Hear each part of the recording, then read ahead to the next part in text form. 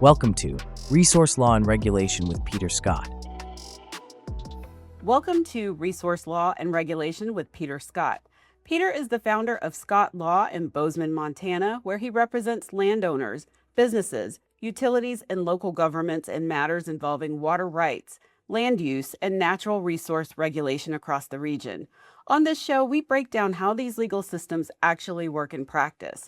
I'm Shameika Rhymes, and in today's episode, we're discussing what can happen to water rights in Montana if they go unused for long periods of time, including how non-use is evaluated and what property owners should understand about protecting those rights.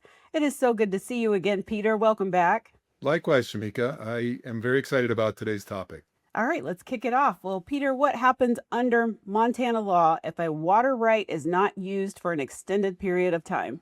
It's possible to abandon a water right and lose the right to use it. I think it's probably useful to give a little background for folks. That's a common law doctrine. Use it or lose it. It's been codified in many states under forfeiture. So the broad term is relinquishment. You can relinquish a water right. And in most of the literature I've read describes it in two ways. There's statutory forfeiture, a period of non-use, and your water right goes away. Montana does not have that. What Montana follows is the common law abandonment principles. And under abandonment, there's two things required. You can not use your water for a period of time, but you also have to be shown to intend to abandon it. So it's a very different thing. Now, Montana has adopted a statute that says 10 years of non-use creates a presumption that you have abandoned the water right. It's rebuttable. You can marshal evidence to show that you did not intend to abandon it and have not done so. But then that's a burden shift. The burden moves to the water right owner if 10 years has gone by without the use. Okay. So under what circumstances can non-use put a water right at risk in Montana? Well, yeah, just picking up where I kind of left off, if your use is, it doesn't have to be 10 years. Okay. Your water right is presumed to be valid. Unlike a forfeiture situation where it goes away as a matter of law, if you have a water right on the books, it remains valid unless or until it is declared abandoned. So you can make use of it at any time. If somebody complains and takes you to court, for example, and claims that it's been abandoned, they would have the burden of showing non-use and intent.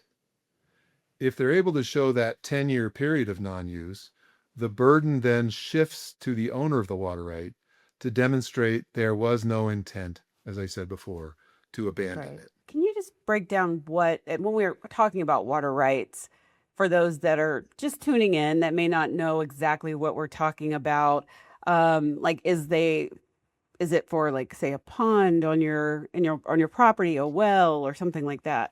Well, it's a broad topic, and the answer to your question is yes, but there's many other things.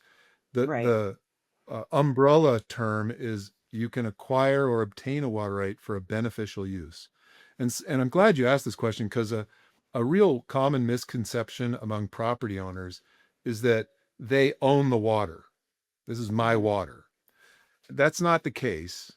Article 9, Section 3 of the Montana Constitution covers this. The state owns the water, and they give individual property owners a right to use the water for a beneficial purpose. That could be domestic use, stock watering, irrigation, municipal use, industrial, commercial use. It can be in-stream flow for fisheries. It can be a pond or other impoundments for uses like maintaining wildlife. Lawn and garden is a specified purpose. The Constitution allows people to sell water if they hold a water right for the purpose of sale. So anything that's deemed beneficial can be a water right can be obtained for that purpose. What legal distinction exists between temporary non-use and losing a water right altogether? Well, temporary is sort of the question. These two elements I mentioned, non-use and intent, they're both questions of fact. Mhm. You might be able to show that I've not used my water right for a period of, say, 4 years. That doesn't rise to the level of shifting the burden or creating a presumption. But if I have let everybody know that I'm done irrigating that field, I'm never going to do it again, and I've made that public, then 4 years is enough. Mhm. What does come up, and again, I'm mixing other state schemes a little here. In the case of forfeiture, there's often exceptions. They can be things like military service or fallowing a field or putting it into a CRP program or something. And that would excuse a period of non-use. Montana doesn't really have that. And so the focus is on the water appropriator's intent. If they can demonstrate that I wasn't using the water, and it might be for a very normal reason, like we're just fallowing that field this year and we're going to use it again next year, nobody's going to win an abandonment argument in circumstances like that. Mhm. So temporary is kind of a ambiguous term in the area of abandonment. Any period of non-use coupled with intent can lead to a finding of abandonment. So, are there circumstances where a water right can go unused without creating legal risk for the owner? I think that you kind of mentioned that a little bit, but could you go into that a little deeper? Yeah, I think that's sort of what I was getting at. You Yeah. can have um, you can have a period of non-use. It can be problematic. There are some steps that owner might want to take. Great time to do some maintenance on your diversion and conveyance system and that kind of thing. So you can show that I wasn't abandoning this. I was just taking a break. Okay. So, how is evidence evaluated if there is a dispute over whether a water right has been abandoned? Mhm. Well, the standard is generally a preponderance of the evidence. So, that's more likely than not. So a finder of fact is going to evaluate the evidence and make some determination then about whether it's more likely than not that the person intended. I'll give one example. It's in the field of mining. You can obtain a water right for mining activities, but mining is very cyclical and is very dependent on the market. So it's not uncommon for a mining operation to shutter their operations until the market rebounds, for example. And that could go on for many years, even decades. But in that case, if there's evidence, as there was in the case I'm thinking of, that the owner of the mining claims had maintained all of the infrastructure, waiting for that day in which the price returned to a economically viable range, then that evidence can be presented, and that may be enough to overcome the presumption, following 10 years of non-use. So that So, that how evidence, as I mentioned before, if you're doing maintenance on your system, it's important to keep that information. Often, what happens is people reach back in time, and it doesn't have to be 10 years of non-use from today looking backwards. There are instances where it might be 10 years of non-use between 1950 and 1960. And so if you have records of activity during that period of non-use, you can get that out and it will weigh in your favor. Okay. So, how do ownership changes or property sales affect water rights that have gone unused? Yeah, and that's kind of an example. In the one I'm thinking of, the gentleman that owned the ranch had been in World War II. He came back. He was injured in the war. He found it difficult to operate the system, but Mhm. he left enough information with the ranch when he transferred it that we were able to go back historically and demonstrate the steps he took to preserve that water right, and that ultimately that prevailed. Wow. Well, can you walk us through an example of a situation where an unused water right became the subject of a legal dispute and what made that situation especially complicated? Yeah, many. The abandonment shows up a lot these days because of the ongoing statewide water rights adjudication. Mhm. So many people look back, then you're required to object if you have a basis for objection. And the one that comes to mind was on a braided river system, so on an alluvial river system down in the lower elevations where the stream migrates.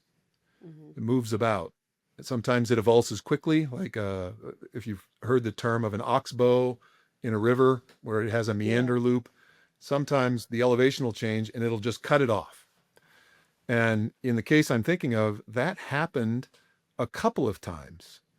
And the old records, the notice of appropriation, gave a legal description of the point of diversion. And when the examiner in the adjudication went to that location, he could find no evidence of any diversion. And that's because 70 years before that, after the appropriation was filed, the river avulsed and it moved a quarter mile to the north. And so the rancher, of course, had to move his diversion. And when the agency came along to examine the claim, they couldn't find it. And so we went through a whole court proceeding and thankfully had some good experts who were able to demonstrate the progression of the river over time and pinpoint the location where that point of diversion had been moved historically. And the owner was able to hold on to that water right and defeated the claim of abandonment. How do disputes over unused water rights affect neighboring water users or others relying on that same source? Yeah, they can have a profound effect. There's a term of art in the adjudication referred to as adverse effect by resumption of use. And what that really talks about is somebody comes in and starts using water after a long period of non-use, and the downstream appropriator is not getting the same amount of water. They would then, under certain circumstances, be entitled to challenge that water right for abandonment. The other circumstance that comes up, and this is, I should add, in that resumption of use, there's a pending case in Montana, and it's really going to be an interesting outcome, where the water right in question went through the whole adjudication process. It hadn't been used in many years. Everyone knew it. And that's the point. Everyone knew it, but nobody objected. So it went completely through the adjudication process, came out as a decreed water right, a legally valid water right, and then the owner filed a change application to move it to a new place of use. And then a bunch of neighbors, or some neighbors, came out and said, wait a minute, that's going to affect us adversely, and that water right is abandoned. And the judge said, well, you had your chance. You had an objection period and a deadline, and you knew all these facts, and you didn't object. The legal term is you are stopped from challenging it now. And so this has major consequences across the state because many water rights have a long period of non-use and still got through the decree process because nobody objected. The other example, abandonment can be impactful in a situation where a ditch is being shared because water needs momentum. It needs head to push water through the ditch. And if one water right is abandoned, there's less water in the ditch, and it's more difficult or sometimes not possible then to push the water through that the other person needs to get their own water right served. So it can have consequences on neighbors and other users on the source. So what kinds of documentation or historical records become most important once the status of a water right is being challenged? Well, there's a joke in my line of work that whoever has the oldest witness wins. You're really looking for people with personal knowledge of use during a long ago period. Mm-hmm. So it's getting increasingly hard to find people who have personal knowledge of water use, predating the 70s or 60s. So a newcomer comes in, they buy a piece of land, and they start to make use of it. And the other side says, no, you really can't do that. If they've got all of the 80-year-olds on their side, you're in trouble because you just don't have any facts. So testimony by people with personal knowledge is a really powerful piece of evidence. Now, that can be defeated if you have, for example, aerial photos really don't make it much farther back than the 1940s. And you're sometimes very lucky if the aerial photo library covers your property.